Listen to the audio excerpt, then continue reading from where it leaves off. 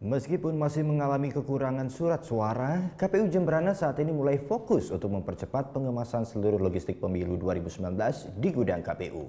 Pengemasan ke kotak suara ini diprediksi akan selesai H-3 dari H pendistribusian. Setelah usai dilakukan pemilihan terhadap surat suara pemilu 2019 ke dalam amplop, kini KPU Jemberana mulai kebut pengemasan logistik pemilu 2019 ke kotak suara karena tanggal pencoblosan tinggal menghitung hari saja. Untuk pengemasan logistik pemilu ini pun langsung menggunakan plastik pembungkus pada kotak suara. Ini dilakukan untuk mengantisipasi rusak akibat terkenanya air hujan. Ini dikarenakan Bali masih sering terjadinya hujan. Namun hingga saat ini KPU Jemberana masih mengalami kekurangan surat suara sebanyak 5.000 lebih.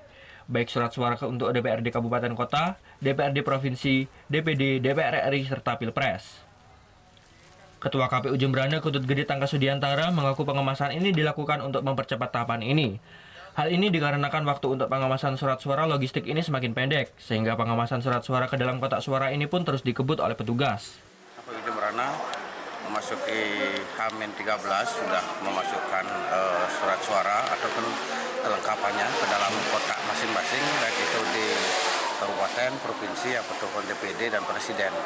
Jadi kita mulai dari Kecamatan Negara, maka nanti kita akan mengikut sertakan PPS, PPK dan KPPS. Nantinya kita lihat waktu ketersediaan waktu untuk KPU Kabupaten Jemberana itu rencananya untuk pendistribusian kotak ini ke TPS itu H-1.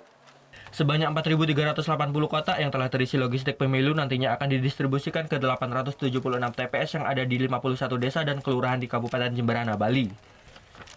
Pengemasan logistik ini diperkirakan akan selesai pada H-3 sebelum dilakukan pendistribusian seluruh kotak suara. Putu Wijana melaporkan untuk NET.